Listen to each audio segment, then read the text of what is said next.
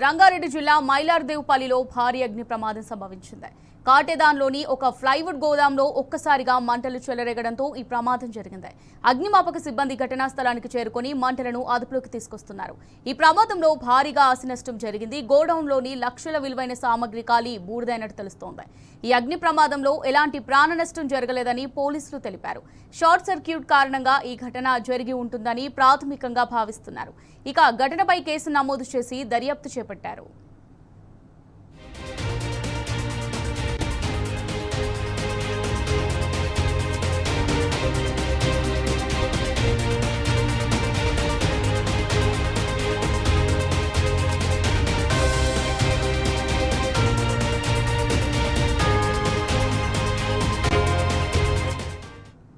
Right, ఇక రంగారెడ్డి జిల్లా మైలార్దేవ్పల్లిలో భారీ అగ్ని ప్రమాదం సంభవించింది.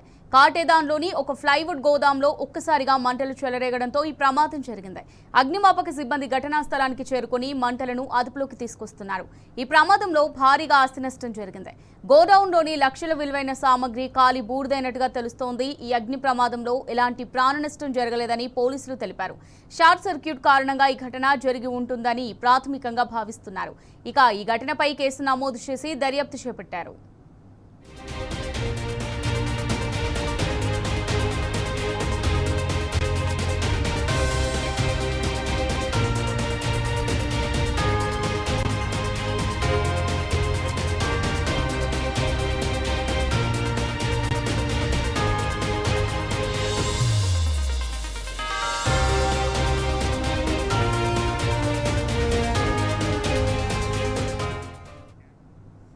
ఇక సంగారెడ్డి జిల్లాలోని మంజిరా బ్యారేజ్ గేట్లు మొరాయించాయి. వరద ఎక్కువ కావడంతో గేట్లు ఓపెన్ చేయడానికి యత్నించగా ఎంతకు తెరుచుకోలేదు.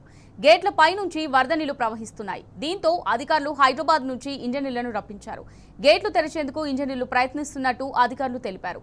కాగా మంజిరా బ్యారేజ్ ప్రమాదంలో ఉందని స్టేట్ డ్యామ్ సేఫ్టీ అథారిటీ ఇప్పటికే ప్రభుత్వానికి నివేదిక ఇచ్చింది. తక్షణమే మరమ్మతులు చేయాలని ప్రభుత్వానికి సూచించింది. అయితే సర్కారు మాత్రం కొన్నాళ్లుగా చోద్యం చూస్తోంది.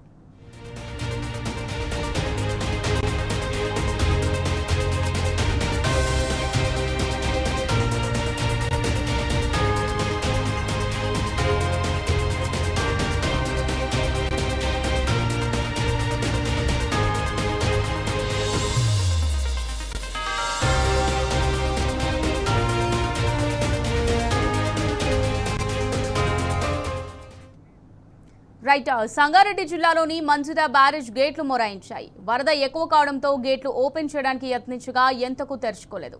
గేట్ల పైనుంచి వరద నీళ్లు ప్రవహిస్తున్నాయి. దీంతో అధికారులు హైదరాబాద్ నుంచి ఇంజనీర్లను రప్పించారు. ఇక దీనికి సంబంధించి మరిన్ని డీటెయిల్స్ మా రిపోర్టర్ రంగాచారి అందిస్తారు. రంగాచారి, గుడ్ ఈవినింగ్ అమూల్య. సంగారెడ్డి జిల్లా తల్పగూరు వద్ద ఉన్నటువంటి మంజిరా బ్యారేజ్ కూడా కొంత ప్రమాదం పొంచి ఉన్నట్టుగా మనకు చాలా స్పష్టంగా అర్థం అవుతుంది. ఎందుకంటే దాని గేట్లు ఈ రోజు తెరవడానికి అటు అధికారులు, ఇరిగేషన్ శాఖ అధికారులు ప్రయత్నం చేసిన నేపథ్యంలో అవి తెరుచుకోకుండా మొరాయించినటువంటి పరిస్థితి ఈ రోజు చాలా స్పష్టంగా కనిపించింది. గతంలోనే ఈ మంజిరా బ్యారేజ్ కి సంబంధించి కొంత అది లీకేజీ అవుతున్నదని దానికి సంబంధించిన గేట్ల వద్ద ఇబ్బందికరమైనటువంటి పరిస్థితి ఉందని చెప్పి గత సంవత్సరం కాలం క్రితమే అక్కడికి వచ్చినటువంటి సేఫ్టీ అధికారులు, ఇరిగేషన్ శాఖ అధికారులు దాన్ని పరిశీలించిన తర్వాత దీన్ని తప్పనిసరిగా రిపేర్ చేయాలని చెప్పి అధికారులకు అట్లాగే ప్రభుత్వానికి కూడా వాళ్ళు నివేదిక అందించడం కూడా జరిగింది. ఇప్పటి వరకు కూడా దానికి సంబంధించి ఆ రిపేర్లకు సంబంధించి రాష్ట్ర ప్రభుత్వం నుంచి ఒక స్పష్టమైనటువంటి ఆదేశాలు జారీ కాకపోవడము, దానికి సంబంధించి నిధులు కూడా మంజూరు చేయకపోవడం ఫలితంగా అది రోజు రోజుకు మంజిరా బ్యారేజ్ ఇబ్బందుల్లో పడుతున్నటువంటి పరిస్థితి అయితే కనిపిస్తూ ఉన్నది. అయితే ఇటీవల కురిసినటువంటి భారీ వర్షాల నేపథ్యంలో సింగూరు ప్రాజెక్టు నుంచి ఎప్పటికప్పుడు నీటిని విడుదల చేస్తూ ఉన్నారు. అక్కడ పరిస్థితిని బట్టి అధ్యయనం చేసుకుంటూ నీటిని విడుదల చేస్తున్న నేపథ్యంలో కొన్ని నీళ్లన్నీ కూడా అటు మంజిరా బ్యారేజ్ వైపు కూడా రావాల్సిన తప్పనిసరి పరిస్థితి ఉంది. మంజిరా బ్యారేజ్ లో వచ్చిన తర్వాత నీటిని విడుదల చేస్తే అవి కిందికి వెళ్లిపోయేటువంటి పరిస్థితి ఉంటుంది. కాబట్టి మంజిరా బ్యారేజ్ లో కూడా నీళ్లు వస్తున్నాయి. అయితే అవి పూర్తి స్థాయి గేట్లను మించి పైనుంచి నీళ్లు వస్తున్నటువంటి పరిస్థితి నేపథ్యంలో తప్పనిసరిగా ఆ గేట్లు ఓపెన్ చేయాల్సిన ఒక పరిస్థితి నేపథ్యంలో ఇవాళ అధికారుల ప్రయత్నం చేస్తున్న సమయంలో అవి మొరాయించి ఇరుక్కుపోయి పూర్తిగా తుప్పుపట్టిపోయి ఉన్నటువంటి పరిస్థితి కనిపించినటువంటి స్థితి ఉంది. చాలా సేపటి వరకు కూడా అక్కడికి వచ్చినటువంటి సిబ్బంది, వర్కర్స్ కూడా దాన్ని చాలాసేపు తిప్పినప్పటికీ కూడా ఆ గేట్లు ఓపెన్ కాలేదు. ఓపెన్ కాకపోవడం, కొద్దిగా ఓపెన్ అయ్యి ఆ నీళ్ళని కొద్ది మాత్రమే నీటి బయటకు వెళ్ళిపోవడం, ఇవన్నీ కారణంగా పైనుంచి నీళ్లు వెళ్ళేటువంటి పరిస్థితి ఒకటి ఏర్పడింది. ఇది ఇలాగే కొనసాగితే మరింత ప్రమాదం మంజీరా బ్యారేజ్ కు ఉంచి ఉందని చెప్పి కూడా అధికారులు ఒకవైపు చెప్తున్నటువంటి పరిస్థితి ఉంది. ఇది సింగూరు ప్రాజెక్ట్ కట్టిన సందర్భంలోనే ఇక్కడ మంజీరా బ్యారేజ్ కట్టారు. మంజీరా బ్యారేజ్ నుంచి అటు హైదరాబాద్ జంట నగరాలకు ప్రతిరోజు కూడా మంచినీళ్లు పంపించేటువంటి పరిస్థితి చాలా ఏళ్లుగా కొనసాగుతుంది. ఇది నిజానికి మంజీరా బ్యారేజ్ హైదరాబాద్ జంట నగరాలకు సంబంధించిన మంచినీటి బ్యారేజ్ గా దీన్ని చెప్తారు. ప్రతిరోజు కూడా ఇక్కడి నుంచే నీళ్లు సరఫరా అవుతాయి. హైదరాబాద్ జంట నగరాల నీళ్లు, మంచినీళ్ళన్నీ కూడా ఇక్కడి నుంచే సరఫరా అయ్యేటువంటి పరిస్థితి ఉంటుంది. కానీ ఒకవేళ దీనికి గనక ఏమైనా ఇబ్బంది ఏర్పడితే జంట నగరాలకు తాగునీటికి చాలా సమస్య ఏర్పడేటువంటి పరిస్థితి ఉంటుందని చెప్పి భవిష్యత్తులో అది జరగబోయేటువంటి పరిణామం కూడా చెప్తూ ఉన్నారు. అయినా కూడా ఇటు అధికారులు చెప్పిన దాన్ని బట్టి ఒకవైపు రాష్ట్ర ప్రభుత్వం నుంచి నిధులు మంజూరు చేయాలి. రాష్ట్ర ప్రభుత్వం నిధులు మంజూరు చేస్తే దాన్ని తక్షణమే రిపేర్లు చేయడానికి అవసరమైనటువంటి ఏర్పాట్లు చేస్తామని చెప్పి కూడా ఇరిగేషన్ శాఖ అధికారులు ఒకవైపు చెప్తున్నా కూడా ప్రభుత్వం దీని పట్ల పూర్తి స్థాయిలో నిర్లక్ష్యంగా ఉన్నట్టు చాలా స్పష్టంగా అర్థమవుతూ ఉన్నది. వెంటనే నిధులు మంజూరు చేయాలని చెప్తూ ఉన్నారు. గత సంవత్సరం కూడా ఇట్లాంటి ఒక పరిస్థితి ఏర్పడిన సందర్భంలో కూడా అధికారులు ప్రభుత్వానికి నివేదిక ఇచ్చారు. అక్కడికి వచ్చినటువంటి సేఫ్టీ అధికారులు దాన్ని పరిశీలించిన తర్వాత కూడా దీనికి సంబంధించి కొంత ఇబ్బందికరమైనటువంటి పరిస్థితి ఉంది. ఈ గేట్ల పక్కన ఉన్నటువంటి ఆ సిమెంట్ వాల్ ఏదైతే ఉందో అది కూడా కొంత లీకేజ్ అవుతున్నది. ఆ లీకేజ్ ద్వారా నీళ్లు బయటకు వెళ్ళిపోతున్నాయి. ఇది ఇలాగే కొనసాగితే ఇక్కడ నీళ్లు నిల్వ ఉండడం కూడా కష్టమవుతుంది. కాబట్టి దాన్ని పూర్తి స్థాయిలో ఆ గేట్లను రిపేర్ చేయాలి. ఎక్కడి నుంచి అయితే ఆ లీకేజీలు కొనసాగుతున్నాయో ఆ లీకేజీ ఉన్న ప్రాంతాన్ని కూడా మరమ్మతు చేయాల్సిన అవసరం ఉంది. ఆ గోడను పక్కన ఉన్నటువంటి సిమెంట్ గోడను కూడా మళ్ళీ రిపేర్ చేసి పునర్నిర్మాణం చేయాల్సిన అవసరం ఉందని చెప్పి వాళ్ళు చెప్పడం జరిగింది. అయితే గత వేసవి కాలంలోనే ఈ పనులన్నీ కూడా చేయాల్సి ఉండింది. కానీ ప్రభుత్వం నుంచి నిధులు మంజూరు కాకపోవడము, ప్రభుత్వం దానికి సరైనటువంటి స్పందన లేకపోవడము, ముఖ్యంగా అసలు ఇరిగేషన్ ప్రాజెక్టుల పట్లనే ప్రభుత్వం అవలంబిస్తున్నటువంటి ఒక నిర్లక్ష్య ధోరణి ఏదైతే ఉందో అది ఇక్కడ కూడా కంటిన్యూ అవుతున్నట్టుగా చాలా స్పష్టంగా మనకు అర్థమవుతుంది. మరోవైపు అటు సింగూరుకు సంబంధించిన ప్రాజెక్టు విషయంలో కూడా కట్ట దగ్గర కూడా కొంత ఇబ్బందికరమైనటువంటి పరిస్థితి ఉందని గతంలోనే ఒక సంవత్సరం క్రితమే అక్కడ కూడా కట్టలో లీకేజీ అయ్యే ప్రమాదం ఉందని చెప్పి అక్కడ చెప్పిన నేపథ్యంలో అది వెంటనే రిపేర్ చేయలేదు. ఫలితంగా అక్కడ కూడా ఆ సిమెంట్ బ్యాగులను పెట్టి ప్రస్తుతానికైతే దాన్ని కాపాడుకునే ప్రయత్నం మీద ఒకవైపు కొనసాగుతున్నది. నిజానికి సింగూరు ప్రాజెక్టు పూర్తి సామర్థ్యం 29 టీఎంసీల నీటి సామర్థ్యం కలిగినటువంటి ప్రాజెక్టు. అది ఈ సంవత్సరం కురిసినటువంటి భారీ వర్షాలు, ఇక్కడ కురిసిన భారీ వర్షాలు, అట్లాగే అటు కర్ణాటక ప్రాంతంలో, మహారాష్ట్ర ప్రాంతంలో కురిసినటువంటి భారీ వర్షాల ఫలితంగా పెద్ద ఎత్తున వరద వచ్చేటువంటి పరిస్థితి. నిజానికి సింగూరు ప్రాజెక్టును కూడా 29 టీఎంసీల వరకు కూడా నింపేటువంటి అవకాశం ఉంటుంది. కానీ ఆ కట్ట యొక్క ప్రమాదకరమైనటువంటి పరిస్థితి ఉన్న నేపథ్యంలో దాన్ని పూర్తిగా గేట్లన్నీ ఎత్తివేసి నీళ్ళని బయటకు పంపించేటువంటి పరిస్థితి దాన్ని కొనసాగింది. ప్రస్తుతం సింగూరు ప్రాజెక్టులో కేవలం 17 టీఎంసీలు 18 నీళ్లు మాత్రమే నిల్వ ఉన్నాయంటే దానికి కారణం పూర్తిగా అధికారులు దాని పట్ల నిర్లక్ష్యంగా వ్యవహరించిన కారణంగానే చెప్తూ పరిస్థితి ఉంది. ఒకవేళ అక్కడ సింగూరుకు ప్రాజెక్టుకు సంబంధించిన కట్టను కనుక రిపేరు చేసి ఉంటే అట్లాంటి పరిస్థితి ఉండేది కాదు. సింగూరు ప్రాజెక్టు కూడా పూర్తి స్థాయిలో నింపేటువంటి పరిస్థితి ఉండేది. కానీ ఇక ఒకవైపు సింగూరు ప్రాజెక్టును, మరోవైపు మంజీరా బ్యారేజ్, ఈ రెండింటి పట్ల కూడా రాష్ట్ర ప్రభుత్వం ఒక నిర్లక్ష్యమైనటువంటి ధోరణితో ఉన్నది.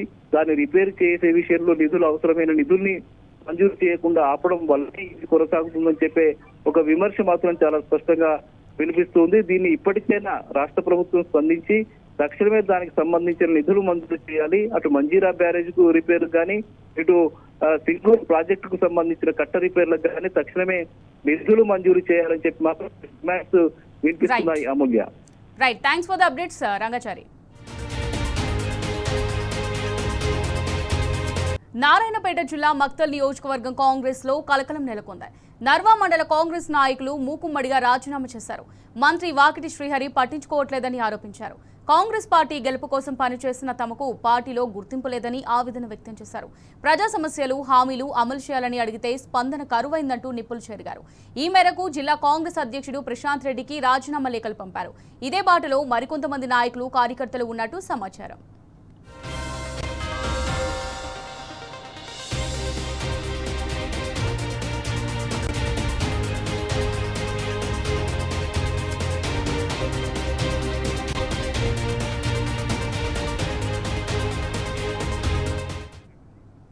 నారాయణపేట జిల్లా మక్తల్ నియోజకవర్గం కాంగ్రెస్ లో కలకలం నెలకొంది. నర్వా మండల కాంగ్రెస్ నాయకులు మూకుమ్మడిగా రాజీనామా చేశారు. మంత్రి వాకిటి శ్రీహరి పట్టించుకోవట్లేదని ఆరోపించారు. కాంగ్రెస్ పార్టీ గెలుపు కోసం పనిచేసిన తమకు పార్టీలో గుర్తింపు లేదని ఆవేదన వ్యక్తం చేశారు. ఇక దీనికి సంబంధించి మరిన్ని డీటెయిల్స్ మా రిపోర్టర్ నరేష్ అందిస్తారు. నరేష్, మక్తల్ నియోజకవర్గంలో కాంగ్రెస్ నాయకులు మూకుమ్మడి రాజీనామా చేశారు. ఇవాళ వారంతా కూడా ప్రెస్ మీట్ పెట్టి వారి అసంతృప్తిని వెళ్లగక్కారు. ఈ పరిణామము మక్తల్ నియోజకవర్గ కాంగ్రెస్ లో కలకలం రేపుతుంది. ప్రజాప్రభుత్వంలో కాంగ్రెస్ పార్టీ నాయకులనే పట్టించుకోవట్లేదని చెప్పి రాజీనామా చేసినటువంటి నాయకులు ఆరోపించారు. నియోజకవర్గ పెద్దలుగా ఉన్నటువంటి మంత్రి వాకిడి శ్రీహరి ఆయన గెలుపు కోసం మేమంతా పనిచేశామని, కానీ ఆయన గెలిచిన తర్వాత మమ్మల్ని అంతా కూడా పట్టించుకోవట్లేదని వారు ఆరోపణలు చేశారు. మంత్రి వాకిడి శ్రీహరి దృష్టికి స్థానికంగా ఉన్నటువంటి సమస్యలు కావచ్చు, ప్రజా సమస్యలు కావచ్చు, ఇచ్చినటువంటి హామీలు కావచ్చు, వీటి మీద ఆయన్ని కలిసినటువంటి సందర్భంలో కూడా ఎటువంటి స్పందన లేదు. మేము తీసుకెళ్లినటువంటి సమస్యల పట్ల ఆయన సానుకూలంగా స్పందించడం కానీ, పరిష్కార మార్గాలు కానీ ఏవి సూచించడం లేదని చెప్పి వారు ఆరోపిస్తున్నారు. ఇందుకు నిరసనగానే తమల్ని పట్టించుకోవట్లేదని నిరసనగా కూడా రాజీనామా చేశారు. జిల్లా అధ్యక్షుడిగా ఉన్నటువంటి ప్రశాంత్ రెడ్డికి వారు రాజీనామా లేఖను పంపించారు. స్థానిక సంస్థల ఎన్నికల వేళ మక్తల్ నియోజకవర్గ కాంగ్రెస్ కి ఇది ఒక ఎదురుదెబ్బగా చెప్పుకోవచ్చు. మంత్రిగా వాకిటి శ్రీహరి ఉన్నారు, అక్కడ మూకుమ్మడిగా రాజీనామాలు చేయడం మాత్రం జిల్లాలో తీవ్ర కలకలం రేపుతుంది. వీరంతా కూడా ప్రశాంత్ రెడ్డికి రాజీనామా లేఖలు పంపించారు. రాజీనామా గల కారణాలను కూడా వారు చెప్పారు. నియోజకవర్గంలో మంత్రి వాకిటి శ్రీహరి గెలుపు కోసం తీవ్రంగా కృషి చేశామని, అయినప్పటికీ కూడా మమ్మల్ని అంతా కూడా పక్కన పెడుతున్నారని చెప్పి వారు ఆవేదన వ్యక్తం చేశారు. మరికొంతమంది కూడా వీరితో పాటే రాజీనామా చేసేటటువంటి అవకాశం ఉంది. వీరికి సంబంధించినటువంటి అనుచరులతోటి వారంతా సమావేశమైన తర్వాత మరికొంతమంది కూడా వీరి బాటలోనే రాజీనామా చేసే యోచనలో ఉన్నట్లు తెలుస్తుంది. Right, thanks for the updates Naresh. గత కొన్ని సంవత్సరాలుగా కాంగ్రెస్ పార్టీలో పనిచేస్తున్నాము. మరియు గతంలో 2019 ఎన్నికల్లో ఈ మండలంలో ఎన్నుకోబడ్డ ఏకైక కాంగ్రెస్ పార్టీ ఎంపీటీసీగా గెలుపొందిన, మరియు గత అసెంబ్లీ ఎన్నికలు కావచ్చు, పార్లమెంట్ ఎన్నికలు కావచ్చు, మరియు అధిష్టానం పిలుపు మేరకు, జిల్లా అధ్యక్షుల పిలుపు మేరకు కాంగ్రెస్ పార్టీకి కష్టపడి పనిచేశాము. ఎన్నో సేవలు చేశాము. కార్యకర్తలకి అండదండలుగా ఉన్నాము. మరియు ఈరోజు కాంగ్రెస్ పార్టీ రాష్ట్రంలో అధికారంలోకి వచ్చిన తర్వాత మరియు కొందరు వ్యక్తులు మరియు ఏకపక్షంగా పార్టీని నడిపిస్తూ మరి కాంగ్రెస్ పార్టీలో పనిచేసినటువంటి కార్యకర్తలకి, గ్రామ స్థాయి, మండల స్థాయి నాయకులకు ఎవరికి కూడా విలువ ఇవ్వకుండా మా ఆలోచనతోటి అధిష్టానం దృష్టికి తీసుకెళ్తే, మరియు ఇక్కడ స్థానిక నియోజకవర్గ పెద్దలు కూడా ఎన్నిసార్లు విన్నవించుకున్నా పట్టించుకోలేదు. మరియు ఈ పార్టీలో ఉన్న అంతర్గత సమస్యలని, కార్యకర్తల సమస్యలని జిల్లా అధ్యక్షుని దృష్టికి కూడా తీసుకెళ్ళాము. మరి జిల్లా అధ్యక్షుని దృష్టికి తీసుకెళ్తే కూడా మాకు ఎలాంటి న్యాయం జరగలేదు. మరియు ఈరోజు కాంగ్రెస్ పార్టీ కార్యకర్తలారా మీకు మళ్ళీ విన్నవించి చెప్తున్నాను, ఈ పార్టీలో ఉంటే కనీస గౌరవం కూడా దక్కడం లేదు. మరియు మేమందరము మూకుమ్మడిగా నర్వ మండలం నుంచి పెద్ద ఎత్తున కాంగ్రెస్ పార్టీకి ఈరోజు రాజీనామా చేస్తున్నాము. మరియు మా యొక్క రాజీనామా ఇక్కడ ఉన్నటువంటి గ్రామ మండల నాయకులు మరియు మాజీ ప్రజాప్రతినిధులు అందరం కూడా మూకుమ్మడిగా రాజీనామా చేసి మరి జిల్లా కాంగ్రెస్ పార్టీ అధ్యక్షులకి రాజీనామా పత్రాన్ని ఈరోజు సమర్పిస్తున్నాము.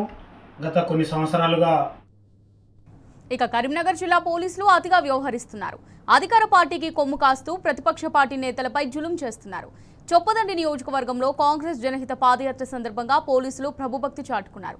పాదయాత్రలో ఉప ముఖ్యమంత్రి భట్టి విక్రమార్క, టీపీసీసీ అధ్యక్షులు మహేష్ కుమార్ గౌడ్, ఇన్ఛార్జ్ మీనాక్షి నటరాజన్, ఇతర మంత్రులు పాల్గొంటున్న నేపథ్యంలో ముందస్తు అరెస్టులు చేస్తున్నారు. ఇందులో భాగంగా మాజీ ఎమ్మెల్యే సుంకె రవిశంకర్ను పోలీసులు గృహ నిర్బంధం చేశారు.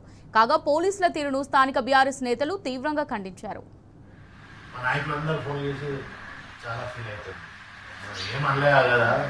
అడ్డుకుంటే మనలో మనకి ఏమవసరం, అది వాళ్ళ పార్టీ ప్రోగ్రామ్, ఇండివిజువల్ ప్రోగ్రామ్, అది గవర్నమెంట్ ప్రోగ్రామ్ కూడా కాదు. మంచి కూర్చొని సైడ్ రైట్. ఉమ్మడి ఆంధ్రప్రదేశ్లో పోరాట యోధుల చరిత్ర మరుగున పడిందని మాజీ మంత్రి ఎమ్మెల్యే హరీష్ రావు విమర్శించారు. బీఆర్ఎస్ అధికారంలోకి రావడంతోనే సర్దార్ సర్వాయి పాపన్న లాంటి మహాయోధుల చరిత్రను వెలికితీశామన్నారు.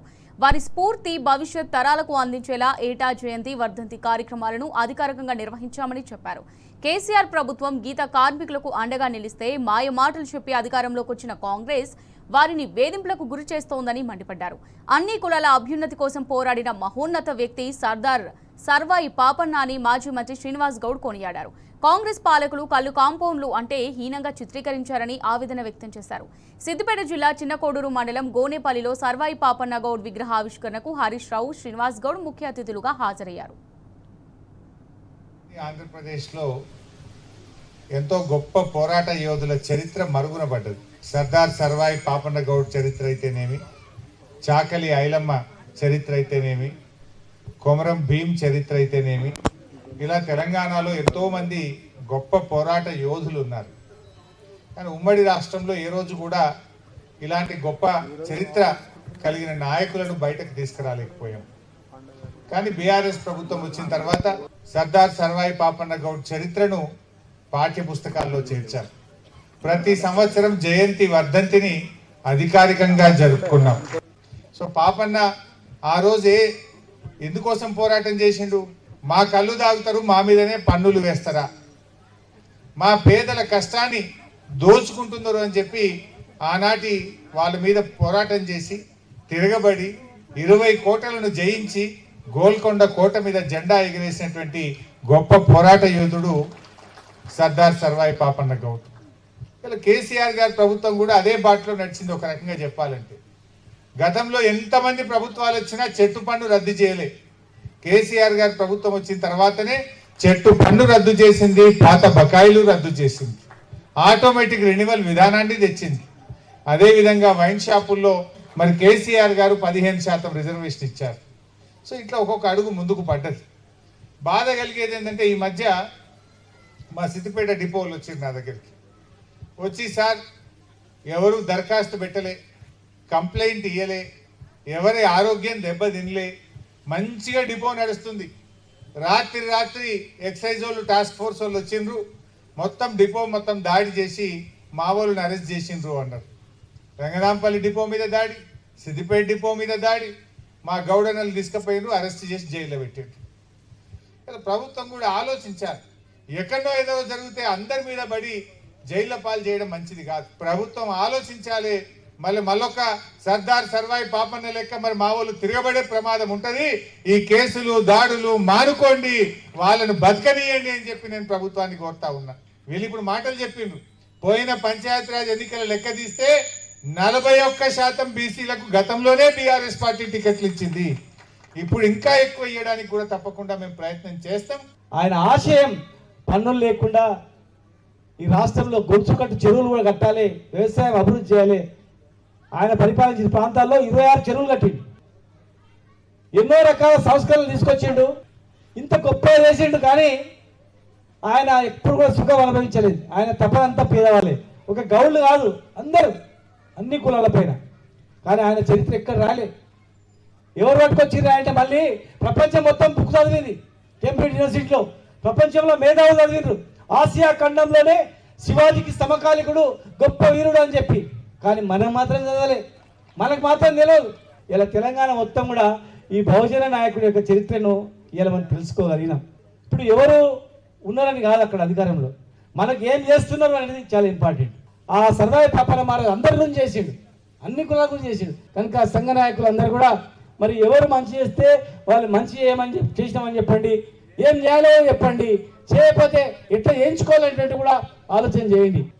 100 సంవత్సరాల క్రితం ఏం ఫ్యాక్టరీ లేనప్పుడు ఊర్లో ఉండేది ఒకటి పరిశ్రమ, కుటీర పరిశ్రమ ఏదంటే కల్లు కాంపౌండే. కానీ ఇలా కల్లు కాంపౌండ్ అంటే హీనంగా అయిపోయింది, అట్లా చిత్రీకరించింది. ఇక మేడిపల్లి స్వాతి హత్య కేసులో విస్తుపోయే నిజాలు వెలుగులోకి వస్తున్నాయి. 5 నెలల గర్భవతైన భార్య స్వాతి మృతదేహాన్ని భర్త హ్యాగ్ బ్లేడ్తో ముక్కలుగా కోసి మూసిలో పడేశారన్నారు మల్కాజ్గిరి డీసీపీ పద్మజ. మొండానికి DNA పరీక్షలు నిర్వహిస్తున్నామని, అలాగే స్వాతి బాడీ పార్ట్స్ కోసం మూసిలో గాలిస్తున్నామని వెల్లడించారు. గర్భవతి కావడంతో తనను పుట్టింటికి పంపాలని స్వాతి కోరిందని, ఇదే విషయంలో గొడవ జరిగి మహేందర్ రెడ్డి భార్యను అత్యంత క్రూరంగా హత్య చేశారని తెలిపారు. ఎప్పుడైతే అమ్మాయిని కొట్టి బెడ్ మీద వేశాడో ఆ అమ్మాయి అన్కాన్షియస్కి వెళ్ళిందో అప్పుడు ఈ యాక్సబ్లేట్ తీసుకొని ఆ అమ్మాయి head, legs and hands chop చేసేసి సపరేట్గా ప్యాక్ చేసేసాడు. సో దాన్ని ఏం చేశాడంటే డిఫరెంట్ చిన్నగా బయట పెట్రోలింగ్ ఇవన్నీ కూడా నడుస్తున్నాయి కాబట్టి చిన్న కవర్స్లో ఎవరికి అనుమానం రాకుండా ఒక బ్లాక్ కవర్స్లో కూడా దాన్ని చుట్టేసుకొని అది తీసుకెళ్లి ఆ మూసీ నదిలో పాడేయడం జరిగింది. సో దీనికోసం అని చెప్పి తల గురించి ఒకసారి, కాళ్ళు ఒకసారి, చేతులు ఒకసారి, 3 సార్లు కూడా తిరిగి వాటిని చేశాడు. వీళ్ళకి మ్యారేజ్ ఆల్మోస్ట్ 1.5 year అయింది. సో దాని తర్వాత ఒక 1-2 months లోనే వీళ్ళకి గొడవలు అయ్యాయి. అక్కడ కన్సర్న్ వాళ్ళు అక్కడ వాళ్ళ ఊర్లో ఉన్నారు. అక్కడ 498A కేసు ఒకటి రిజిస్టర్ అయ్యింది. తర్వాత కౌన్సిలింగ్ కూడా అయ్యింది. ఎల్డర్స్ మధ్యన కూడా వీళ్ళు కాంప్రమైజ్ అవడం కూడా జరిగింది. ఫస్ట్ ఆఫ్ ఆల్ బేసిక్ గా ఇద్దరిది ఇంటర్ కాస్ట్, సో ఫ్యామిలీస్ ఒప్పుకోలేదు. సో వీళ్ళు వాళ్ళతో మాట్లాడవద్దు అని చెప్పేసి అమ్మాయి వాళ్ళకి చెప్పడము, ఆ అబ్బాయి వాళ్ళ పేరెంట్స్ ఎవరు సపోర్ట్ చేయకపోవడానికి కారణం. సో వాళ్ళతో మాట్లాడొద్దు అనడము, ఆ చిన్న విషయాలే అని ఇట్లాంటి వాటితోనే వీళ్ళు ఈవెన్ మనము వాళ్ళ 498 కంప్లైంట్ లో కూడా ఇవే ఉన్నాయి. ఆ అమ్మాయి కాల్ సెంటర్ లో జాబ్ చేస్తుంది, ఆ అమ్మాయి ఫోన్ లో మాట్లాడడం వాస్తవం. దాని గురించి కూడా వీళ్ళు గొడవపడిన సందర్భాలు చాలా ఉన్నాయి. బట్ దాని వలన ఏది అనేది motive at to be accept అయింది. ఎప్పుడు వినని కైండ్ ఆఫ్ క్రైమ్ జరుగుతుంది. ఇంతకుముందు క్రైమ్ అంటే ఎప్పుడో బయట ఎక్కడో జరిగేది, ఇప్పుడు మన ఇంట్లోనే 4 గోడల మధ్యనే ఇది క్రైమ్ అనేది జరుగుతుంది. బేసిక్లీ డొమెస్టిక్ వైలెన్స్ మనం ఇంతవరకు అనుకునేది ఏంటంటే it is a private matter అని. No, absolutely it is not a private matter, it is a crime. Domestic violence అనేది crime. So the girl should come out. To that extent whoever it may be a girl or a boy, ఎవరైతే comfort గా లేరో they should come out and walk out, అంతే. అది మాట్లాడి set చేసుకోవాలి కానీ but this kind of activities absolutely they will come under the crime radar and they have to undergo this punishments. So ఏవైతే ఈ ఆవేశం ఇవన్నీ ఏవైతే ఉన్నాయో, so this are all has to be control by the individual person. వాళ్ళకు వాళ్ళు మంచిగా ఉండి చేస్తే తప్ప, లేకుంటే ఇలాంటి క్రైమ్స్ కి they will resort to it. And finally, the outcome is like they will be lodged in a jail till their life. వాళ్ళు చనిపోయే వరకు కూడా జైల్లోనే ఉంటారు. కాబట్టి ఆ క్షణికావేశంలో కానీ లేదు ఎలాంటిదైనా కూడా క్రైమ్ చేయాలంటే ఇప్పుడున్నటువంటి చట్టం ఏదైతే BNSS అయితే వచ్చిందో, BNS and BNSS, it is a very wider scope of punishments are there. ఇంత లైఫ్ అంటే టిల్ డెత్ అన్నట్టు. కాబట్టి ఇలాంటి క్రైమ్స్ కి రిసార్ట్ అవ్వద్దు. Domestic violence is a private matter అనేది కానే కాదు, it is a crime. Please report to the police or to the elders to solve it. ఇక దేశం మెచ్చిన రాజనీతిజ్ఞుడిగా పేరు తెచ్చుకున్న కమ్యూనిస్టు యోధుడు సురవరం సుధాకర్ రెడ్డి అనంతలోకాలకు పయనమయ్యారు. రాజకీయ ప్రముఖులు, అభిమానులు, సామాన్య ప్రజల కన్నీటి వీడ్కోల నడుమ ఆయన అంతిమ యాత్ర ముగిసింది. సురవరం కోరిక మేరకు వైద్య పరిశోధనల నిమిత్తం ఆయన భౌతిక కాయాన్ని గాంధీ ఆసుపత్రికి అప్పగించారు. అంతకుముందు హిమాయత్ నగర్లోని సిపిఐ కార్యాలయం ముగ్ధుం భవన్లో జనం ఆయనకు కన్నీటి నివాళులర్పించారు. రాజకీయ నాయకులతో పాటు కవులు, కళాకారులు, మేధావులు, ప్రజలు ఆయనకు పుష్పాంజలి ఘటించారు. ఆ తర్వాత అశేష జనవాహిని నినాదాల నడుమ గాంధీ ఆసుపత్రి వరకు సురవరం అంతిమ యాత్ర సాగింది. మాజీ మంత్రులు హరీష్ రావు, శ్రీనివాస్ గౌడ్, ఇతర పార్టీల నేతలు అంతిమ యాత్రలో పాల్గొన్నారు. సురవరం భౌతిక కాయానికి పోలీసులు గౌరవ వందనం సమర్పించారు. సంతాప సూచకంగా గాల్లోకి కాల్పులు జరిపి అంజలి ఘటించారు.